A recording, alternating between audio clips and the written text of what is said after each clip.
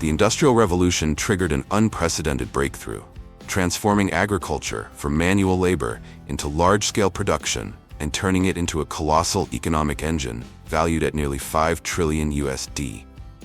Today, join Agriculture Insight as we step into the world of modern agriculture, where powerful machines redefine how humanity produces food, and where fields are no longer measured by traditional growing seasons, but by data, machinery, and the algorithms driving every farming decision behind the scenes.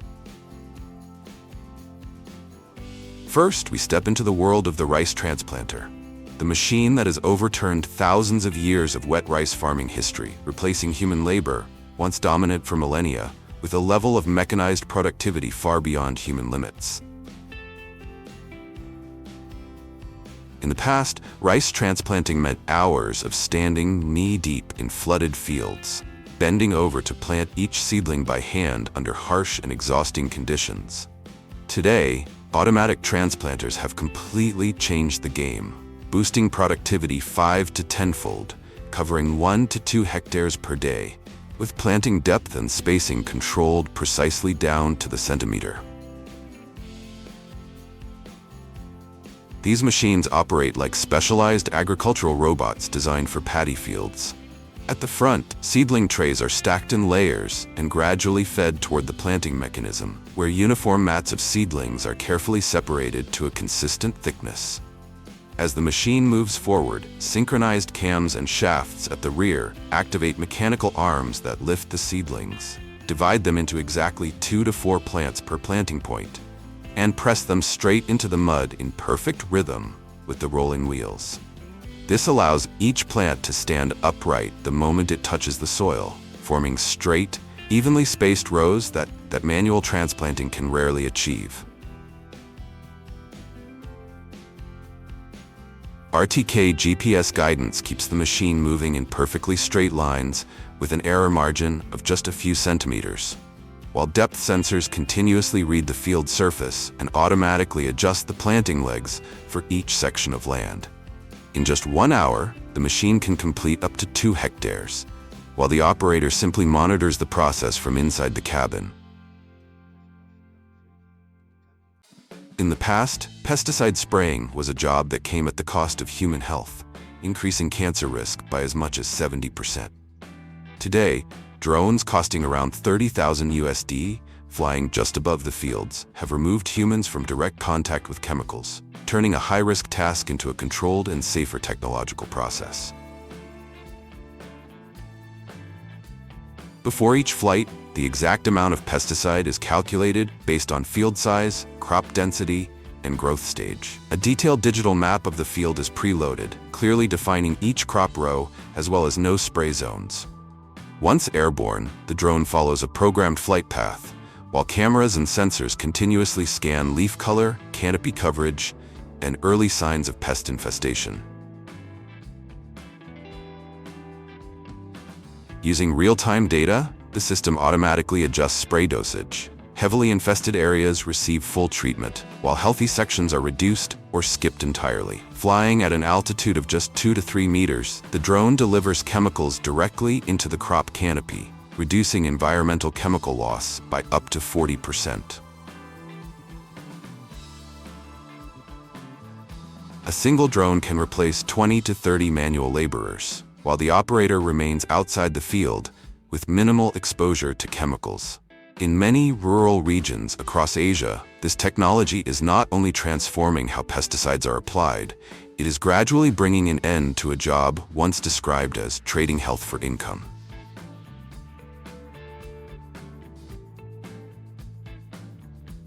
There was a time when global agriculture consumed nearly 3,000 trillion cubic meters of water each year, accounting for 70% of the world's freshwater resources. Today, thanks to modern irrigation technologies, crops can grow just as reliably, often even more efficiently, using less than 1/3 of that amount.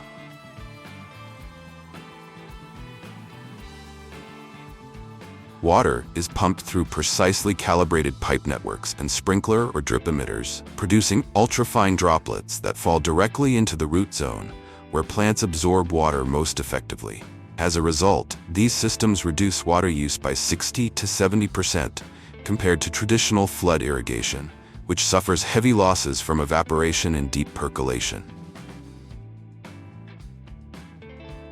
The system also automatically selects optimal irrigation windows, such as early morning or nighttime, cutting water consumption by an additional 30%. Every irrigation cycle is recorded as data, transforming watering from intuition-based practice into a technology-driven process controlled by measurable parameters. The result is that a single operator can manage dozens of hectares, maintaining stable yields even during drought conditions. Water efficiency is no longer a trade-off against productivity. It marks the beginning of an era of precision and sustainable irrigation.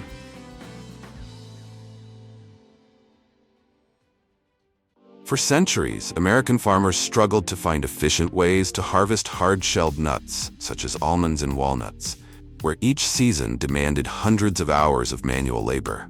Today, modern technology has reduced this challenge to a single, precisely controlled vibration, lasting just a few seconds. The true turning point came with the invention of the tree shaker, opening a new chapter in mechanized agriculture, one in which harvest productivity can increase by up to 10 times compared to manual methods.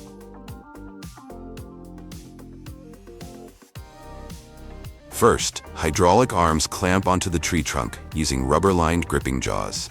These provide sufficient friction to secure the trunk while evenly distributing force, preventing bark damage or bruising. Once the grip is stabilized, the hydraulic system delivers vibration pulses with carefully calculated frequency and amplitude, strong enough to detach the fruit stems from the branches, while keeping the trunk and root system fully protected. All vibrations are maintained within safe thresholds, preventing trunk torsion or root uplift. With just 2 to 6 seconds of shaking per tree, the majority of the yield, up to 90 to 95%, can be harvested efficiently. Extending the shaking time not only fails to increase output, but also places the tree under biological stress, directly affecting its health and the productivity of future harvests.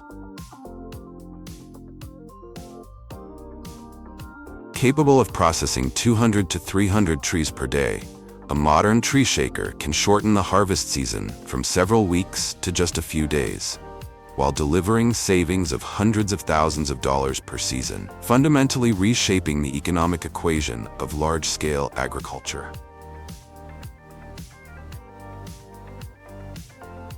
Almonds and walnuts require only a few seconds of trunk shaking, but for crops like blueberries or mandarins, everything depends on canopy vibration frequency, where a single, perfectly tuned pulse can cause the entire canopy to release its fruit in an instant. Canopy shakers never clamp onto the tree trunk. Instead, the system embraces entire rows of trees, applying force directly to the canopy through wide-surface, elastic vibrating rods that distribute force evenly and prevent branch breakage. Unlike trunk shaking, canopy shaking relies on high frequency and low amplitude, just enough to detach the fruit stems without causing violent tree movement. Many machines operate at 300 to 600 vibrations per minute, allowing the entire canopy to shed its fruit within seconds. Stronger shaking does not improve results. Instead, it can damage the internal structure of the fruit even when the exterior appears intact. Once detached, the fruit never touches the ground. Flexible catching trays, soft conveyor belts, and elastic padding receive the fruit almost instantly, achieving 98 to 99% recovery rates with extremely low bruising.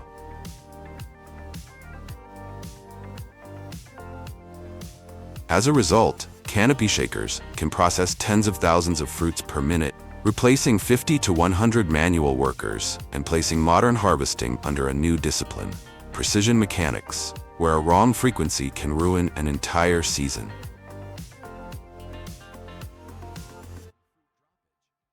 Buried deep beneath the soil, root vegetables once forced humans to bend their backs and dig for weeks on end.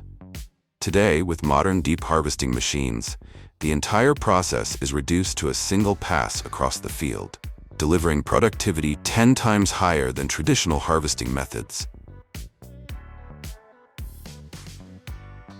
When harvesting potatoes, carrots, or onions, these machines do not operate with brute force. Instead, they strictly adhere to the biological depth requirements of each crop. A deviation of more than 5 centimeters can slice potatoes in half, snap carrots, or pull onions loose from their roots. That is why the digging blades are engineered to penetrate 15 to 30 centimeters, depending on the crop, using wide, blunt surfaces designed to lift entire sections of soil rather than cut directly into the vegetables.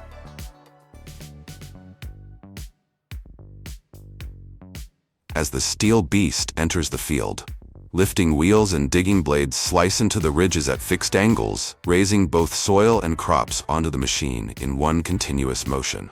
Immediately afterward, the soil separation system is activated, generating just enough vibration for the soil to fall away while the vegetables are retained. Excessive vibration does not improve cleanliness. It causes widespread surface damage, even when the produce appears intact. The soil is returned to the field while the crops move on to conveyor belts and roller systems that gradually remove stones, stems, leaves, and debris. Conveyor speeds are tightly controlled to minimize impact and prevent bruising. Finally, market-ready produce is transferred directly into trucks moving alongside the harvester, ready for transport to cold storage. The entire operation functions as a closed mechanical workflow, transforming the harvesting of potatoes, carrots, onions, or cabbages from a labor-intensive, high-risk task into a centimeter-precise process, where every step directly determines the quality of the entire season's yield. A single growing season can generate over 1 trillion VND in revenue, but without proper pruning, the entire productivity chain can be thrown off from the very start. That is why pruning machines are often described as the profit switch of modern agriculture, where a single cut made at the right moment can determine the outcome of an entire season.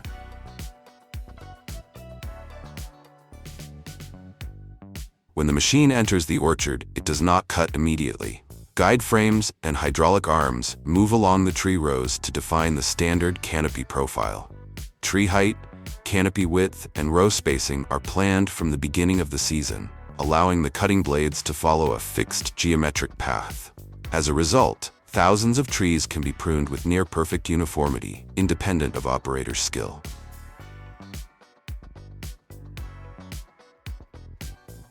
Next, rotating blades or cutting discs powered by a stable hydraulic system begin operating, delivering smooth yet consistent cutting force without jerks. This produces clean, precise cuts. Cutting angles are kept strictly constant because even slight deviations can create entry points for fungi and bacteria. The machine removes only the excess branches, working 5 to 8 times faster than manual pruning and replacing 10 to 20 workers.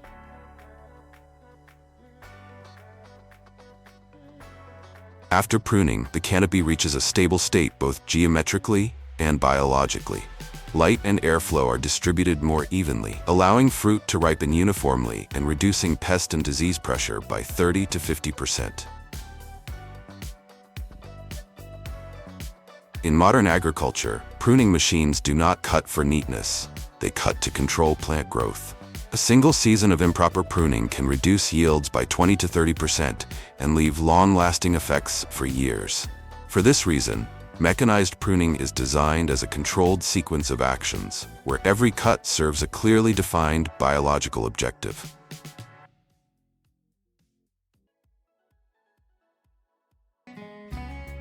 Now let's head to California's Central Valley, the heart of America's plum industry, supplying more than 40% of the nation's production and operating one of the most refined, high-efficiency harvest systems in the world.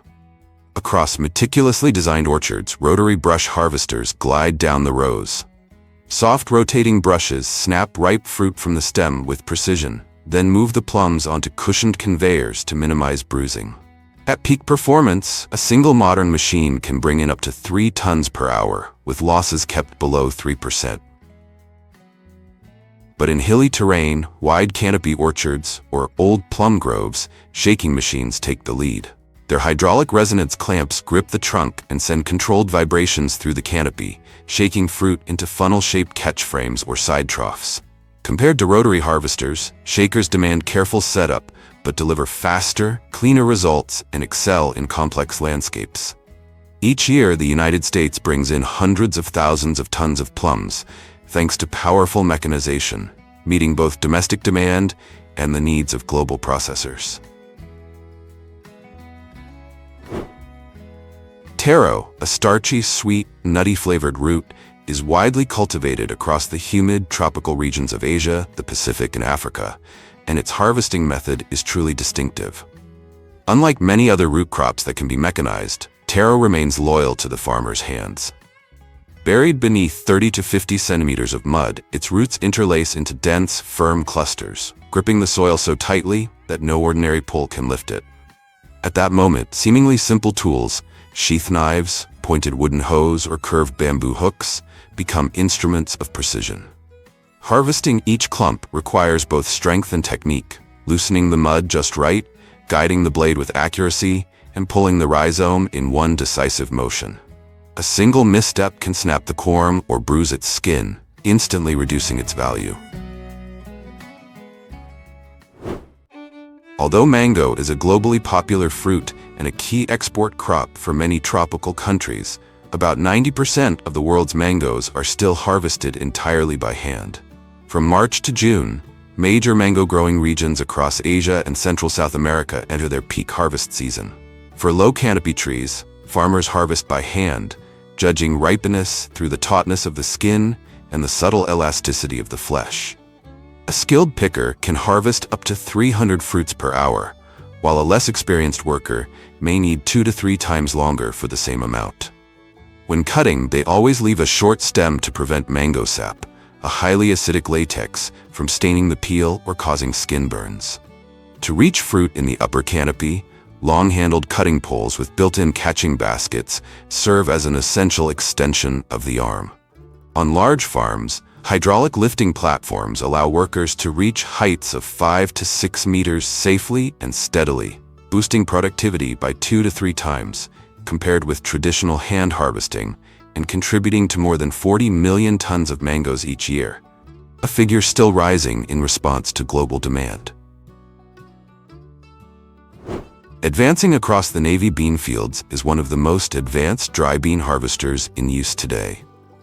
With a closed-loop cut-thresh separate system operating in a single pass, it cuts harvest time nearly in half and boosts productivity to up to 5 tons per hour, a level manual labor could never achieve. Meanwhile, some farms in North America still rely on swathing and windrowing, cutting plants when pods are about 80% dry, laying them in rows to cure naturally for 1 to 2 days before the combine moves in. This method helps stabilize moisture and reduce losses. The name Navy bean traces back to its role as a staple food on U.S. Navy ships in the early 19th century. Today, although less globally common than mung or black beans, navy beans remain vital in states like North Dakota and Minnesota, producing hundreds of thousands of tons annually. Recognized as a natural superfood and contributing significantly to U.S. agricultural exports. In California and Arizona, the largest leafy vegetable production hubs in the United States, broccoli harvesting has become significantly more efficient thanks to conveyor-assisted systems, boosting productivity by up to 30% compared with traditional manual methods. With a swift cut to remove the stem, each head of cauliflower is placed directly onto a mobile conveyor running alongside the workers. Instead of carrying loads by hand or piling them on the ground, the conveyor continuously transports the produce toward the rear, where large bins on a truck await. Workers on the truck simply sort and pack the heads, creating a seamless workflow of cutting, placing, conveying, and packaging, minimizing unnecessary movements and maintaining a steady working rhythm. The blooming flowers gliding smoothly across the fields are part of a cup conveyor system. Each plastic cup supports an individual head of white cauliflower or large broccoli, keeping it stable and protected from bumps or scratches, ensuring optimal quality for storage and export. Thanks to these systems, the United States harvests nearly 2 million tons of broccoli and cauliflower each year, achieving consistent freshness, low post-harvest loss, and far greater efficiency, meeting the growing demand both domestically and in export markets. The shaking-type almond harvester is the backbone of California's vast orchards, the almond capital of the world. Fast, powerful, and remarkably stable, the machine delivers over 1 ton of almonds per hour by clamping the tree trunk with a hydraulic arm and sending high-intensity vibrations through it, shaking the nuts down in seconds without damaging the bark or root system. All fallen almonds are then gathered by a sweeper and transferred to a pickup machine for cleaning and sorting, forming a fully streamlined harvest chain. Most of the state's production still relies on shaking machines, but the breast has become the proving ground for next-generation harvesters.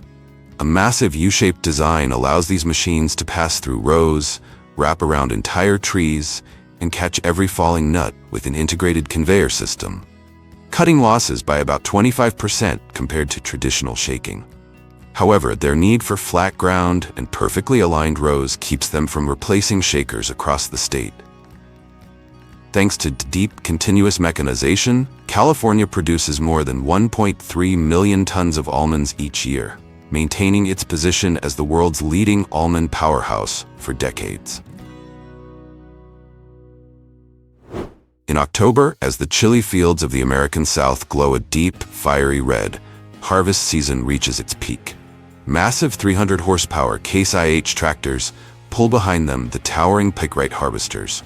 Razor-sharp blades slice each row cleanly from the soil, sweeping ripe red peppers onto vibrating conveyors that shake off dirt and leaves before carrying them straight into bulk bins. Within minutes, tons of peppers are loaded and ready for their journey to processing plants, where they will become the sauces, powders, and signature spices of Latin American cuisine. Yet amid the relentless rhythm of mechanization, some peppers are still handled with pure craftsmanship. Tabasco, a 150-year icon of American flavor, remains one of the few brands committed to hand-picking. Every year, the company produces more than 70 million bottles of hot sauce, all beginning with tiny peppers plucked by hand on Avery Island. It is a living reminder that precision and tradition can still stand firm in an age ruled by machines. These Ploger pea viners are the true heavyweights of the industrial pea harvesting world. Standing over 4 meters tall and nearly 12 meters long, they operate like mobile processing plants across the field. In just 1 hour, a single machine can sweep through almost 10 hectares and collect dozens of tons of fresh peas, an output hundreds of manual workers could barely match.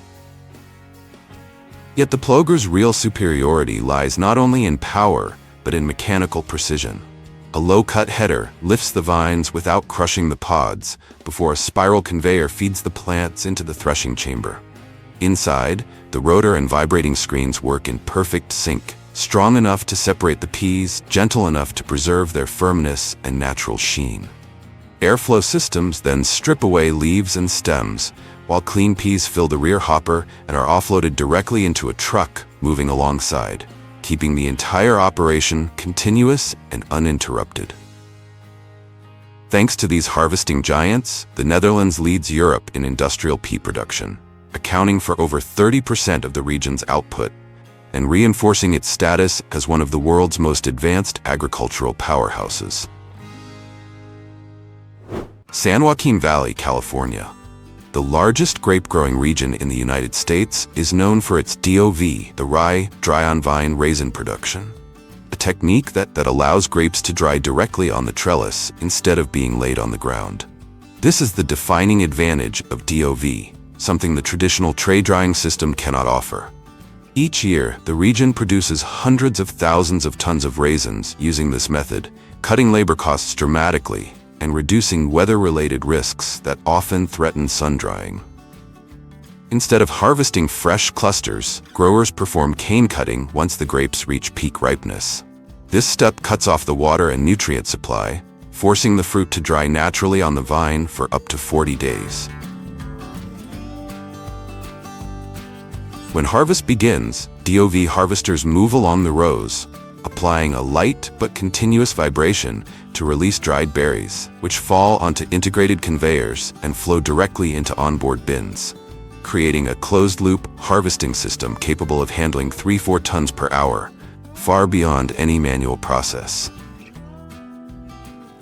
Despite its advantages, DOV accounts for only about 40% of U.S. raising production. Many vineyards continue using the traditional method due to the high cost of rebuilding trellis systems and the incompatibility of older orchards with DOV layouts. In the traditional system, grapes are harvested fresh, placed on paper trays between vine rows, and sun-dried for 10 to 20 days. It is labor-intensive and weather-dependent, but dries faster and requires no vineyard redesign. Raisin production brings nearly $1 billion in annual revenue to California, securing the state's position as the world's leading raisin powerhouse.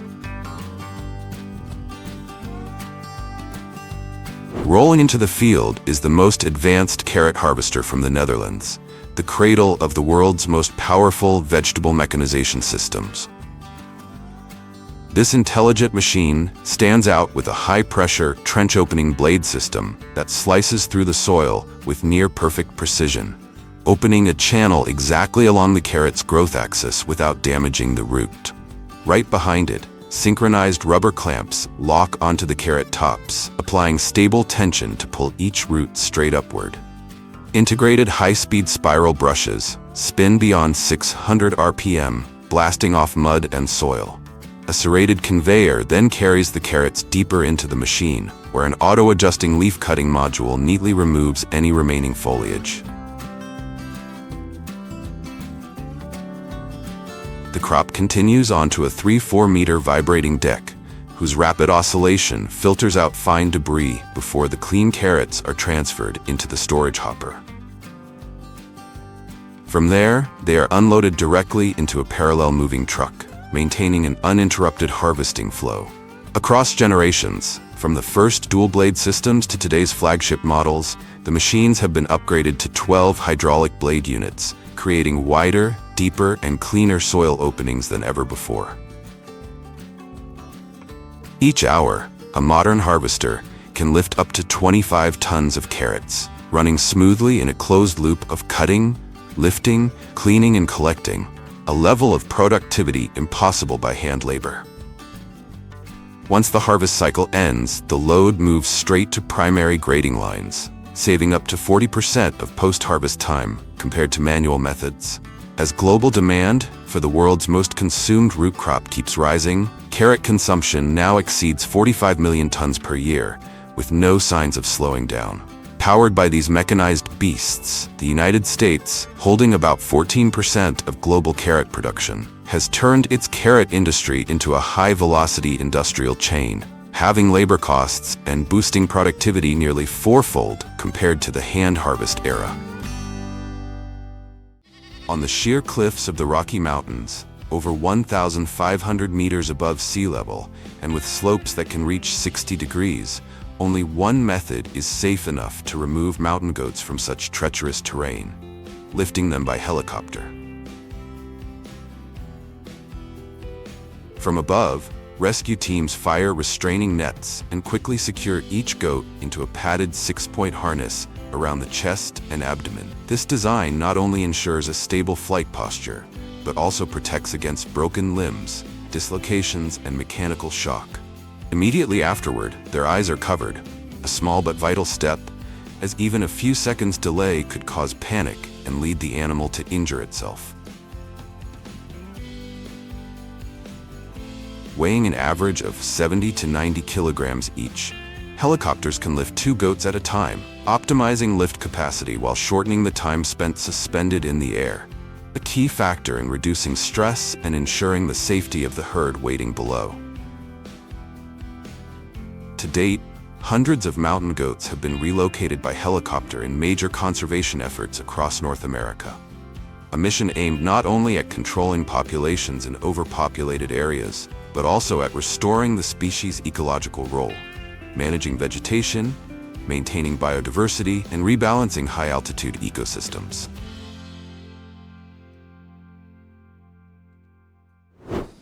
Wild boars have three reflexes that make any approach a real challenge: extreme alertness to unfamiliar sounds, near-instant turning to find a ramming angle, and active charges whenever they feel cornered. As a result, the capture process begins with a circular cage about 3 meters in diameter, reinforced with thick steel, strong enough to withstand the hundreds of kilograms of force from an unexpected headbutt when the animals are confined. But when the trap closes, the real challenge begins: loading them onto the truck. Even a gap of just a few dozen centimeters along the guiding chute can allow a boar to swing its head, charge back, and injure both people and the herd. Statistics from collection farms show injury rates rise 20 to 30% if the chute isn't fully enclosed. Inside the truck, each animal must be secured with anti-ram partitions, non-slip flooring, and steady airflow to reduce heat shock and limit agitation. Because wild boar differ from domestic pigs, their meat is leaner, firmer, and more flavorful, but also more sensitive. Even a slight increase in stress elevates cortisol levels, causing bruising, reduced elasticity, and loss of distinctive flavor, lowering commercial value by the time the meat reaches the slaughterhouse.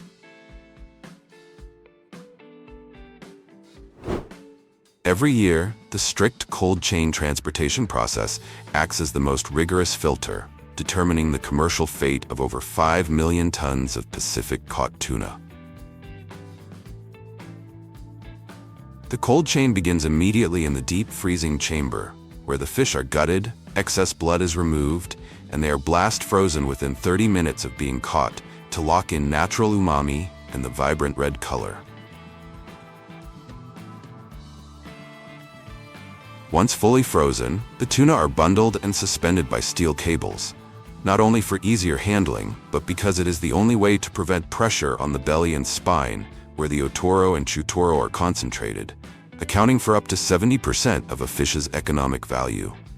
A top-grade bluefin tuna can fetch over $40,000. Even a tiny crack in the fatty tissue can downgrade it to industrial grade, almost entirely losing its sashimi value. To prevent any heat transfer from direct contact, the fish are placed in metal cages and transported straight into refrigerated containers, where temperature and humidity are continuously monitored to avoid freezer burn, the #1 enemy of natural red color and meat texture.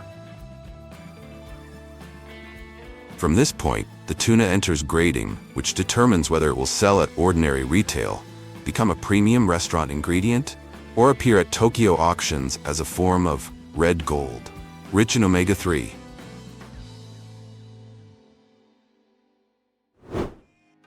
Each year, the U.S. spends around $40 million on sea turtle rescue and release operations, with transportation requiring the largest investment due to the need for specialized personnel, veterinary expertise, and strict physiological standards. When turtles are found trapped in a state of physiological paralysis, the transport process is organized like an emergency medical procedure. The animals are placed in a controlled, dry environment, lined with soft towels and kept humid with damp cloths. This serves as a critical protective layer, because even a strong jolt can completely disrupt their neurological and respiratory recovery. At the final stage of the journey, small, healthy individuals are released directly at the shore, where warm water and calm tides allow them to swim out on their own. But for adult turtles that have suffered severe cold stunning, they must be transported tens of nautical miles offshore, precisely into natural ocean currents, where the sea gives them a genuine chance to survive, migrate, reproduce, and return to their natural life cycle.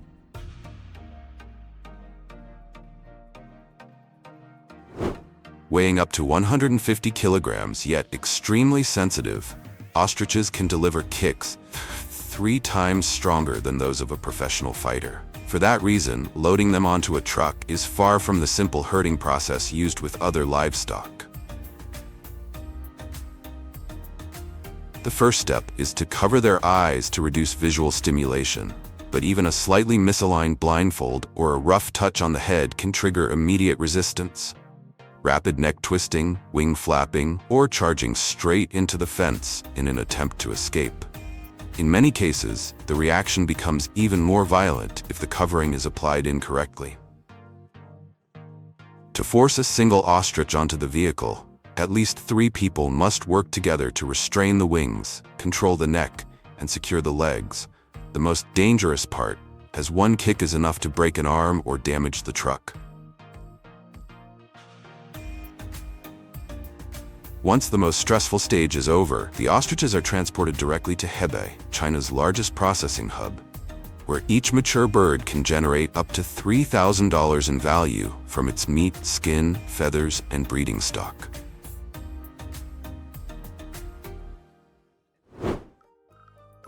Giraffes force the transport industry to innovate to an extreme degree. Their nearly 2-meter-long necks contain a vascular system so sensitive that a single strong jolt can trigger a drop in blood pressure, cause loss of consciousness, or even fracture the cervical vertebrae. Because of this, no conventional transport standard can be applied to their relocation. Each giraffe is moved in a specialized steel container, nearly 6 meters tall, built with torsion-resistant reinforcement, shock-absorbing panels, and 4 locking points so cranes can lift it perfectly vertically without even a few degrees of tilt. Inside, the tall ceiling allows the animal to stand naturally, keeping its neck upright, ears forward, and absorbing daylight without brushing against the walls. An apparently small detail, but one that is crucial for maintaining stable blood pressure and avoiding compression of the carotid arteries. Only when every variable is controlled, from floor incline and vehicle vibration to the direction of airflow through the vents, does the multi-hour journey to international breeding centers become truly safe for one of the most anatomically challenging species on the planet to transport.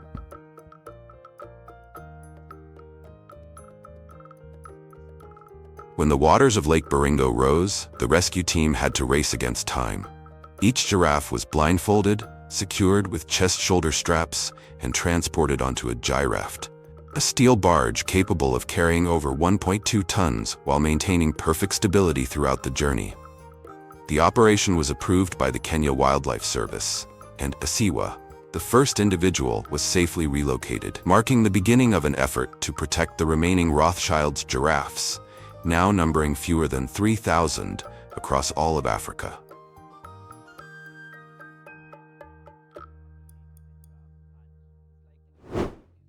On the long routes of modern livestock transport, cattle trucks are a common sight, but they're governed by far stricter rules than most people realize. A single truck can carry up to 30 adult cows, totaling more than 20 tons of live weight, requiring a reinforced chassis, non-slip floors, and a continuously running ventilation system.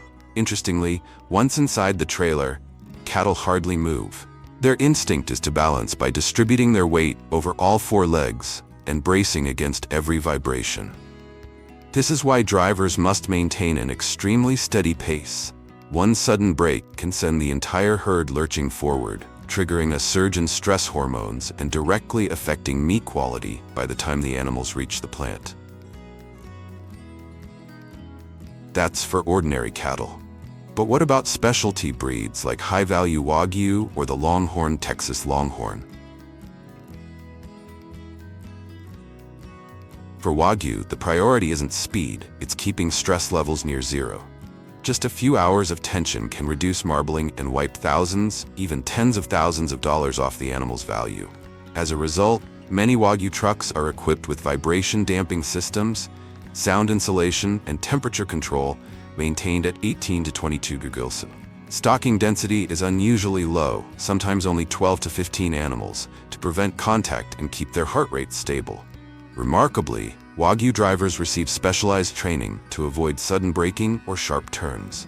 Each journey becomes, in effect, a first-class transport cabin for the most expensive cattle in the world.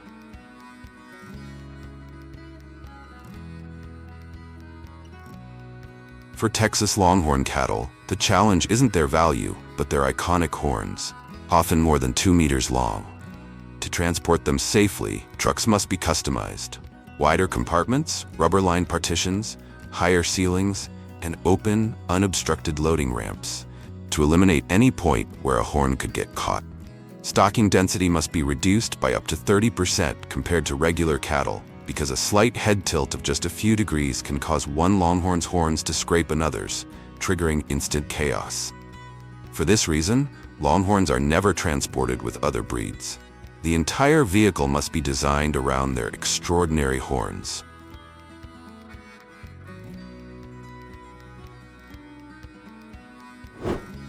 In Shandong, China, transporting hundreds of pigeons is a tightly controlled process designed to preserve their condition, feather quality, and innate homing reflexes.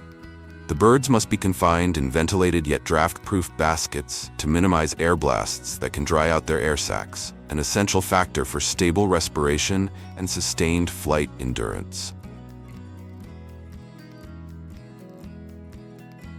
Even the specialized transport trucks must adhere strictly to this principle. Multi-tiered designs with uniform ventilation ports that allow the entire flock to launch outward without losing momentum or risking wing fractures. Thanks to this controlled journey, pigeons processed at the factories easily outperform chicken in protein content by as much as 18%. Their eggs, though small, offer nearly the same protein as chicken eggs, but in a denser, more nutrient-rich form, making them a favorite ingredient in recovery nutrition and traditional medicine. Standing out as one of the most iconic symbols of autumn, the pumpkin becomes the opening character in our harvest journey. Across the United States, with Illinois holding the title of pumpkin capital, vast golden fields come into season from late September to November, just in time for the excitement of Halloween. Fresh pumpkin harvesters use sharp blades to cut through thick stems, while mechanical arms lift the massive pumpkins from the ground and place them onto conveyor belts. Rotating rollers and brushes remove excess soil before the plump pumpkins are neatly deposited into storage bins at the rear. With a continuous rhythm, thousands of pumpkins are gathered within just a few hours. Unlike fresh pumpkin harvesters, pumpkin seed harvesters have a more specialized design. These machines crush and separate the entire fruit directly in the field, sorting out the seeds through screening systems, while the rind and flesh are discharged back onto the soil as organic fertilizer. By combining these two technologies, American farmers not only meet the enormous demand for fresh pumpkins in holiday markets and food production, but also maximize economic value from the seeds, driving annual yields to more than 680,000 metric tons. Farewell to the diligent farmers across the fields of Illinois. Now let us journey to Wisconsin and Massachusetts, where every September, farmers harvest their rewards, glistening like crimson jewels upon the water.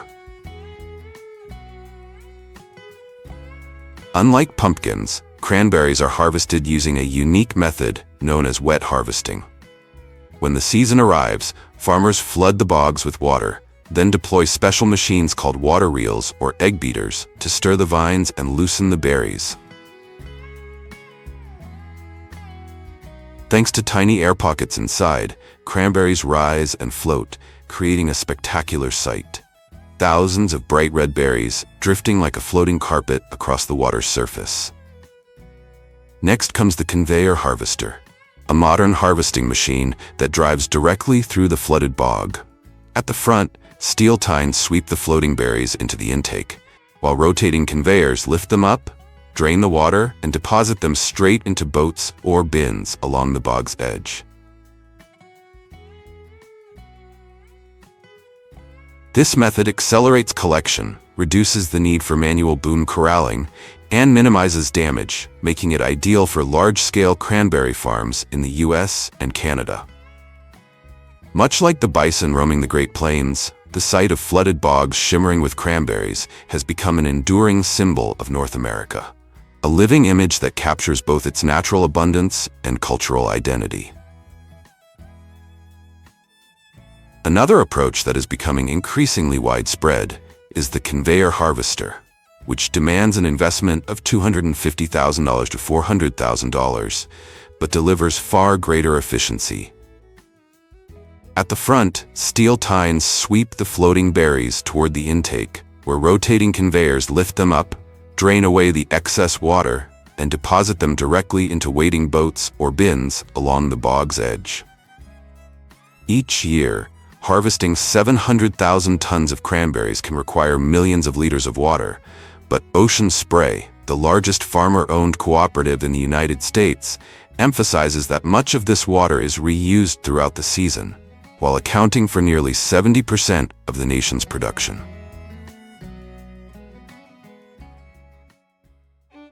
Brussels sprouts grow in tall, sturdy stalks that can reach up to a meter in height, with dozens of compact green buds tightly clustered along the stem, making their harvest a task that requires both precision and specialized machinery.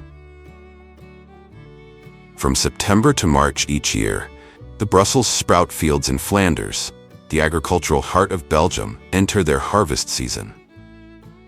Farmers rely on specialized machines such as trailed Brussels sprout harvesters and self-propelled Brussels sprout harvesters. Inside, 6 rapidly rotating blades spin like a giant pencil sharpener, trimming each compact sprout and pushing the stalk forward. Every 6 seconds, one plant is fully processed. The Brussels sprouts are then cleaned by fans and filters before falling into the collection hopper. Thanks to scientific farming methods and highly efficient mechanization, Belgian farmers harvest more than 156 million pounds of Brussels sprouts each year, surpassing other countries such as the Netherlands, Germany, and the United Kingdom. Nearly 90% of the products we use every day contain sugar, and much of that sweetness begins in the sun-drenched sugarcane fields of Brazil, where farmers harvest around 650 million tons of cane each year. During the 2025 season, Brazilian farmers must race against time to cut and process sugarcane before it is sent for crushing and export. Before the 2000s, both American and Brazilian farmers commonly burned sugarcane fields before harvest, especially in São Paulo state, which produces more than half of Brazil's output. It might sound unusual, but the purpose was to remove dry leaves and unnecessary tops. This left the stalks cleaner, reduced excess debris such as fallen leaves, organic matter, and insects, and made manual cutting faster and more efficient. However, because of the enormous amount of smoke and harmful emissions it generated, Brazil has implemented a program to almost completely eliminate pre-harvest burning, shifting instead to mechanized green cane harvesting. But in the United States, especially in Florida, burning sugarcane before harvest is still common. If you were there, how would you explain the reason behind it?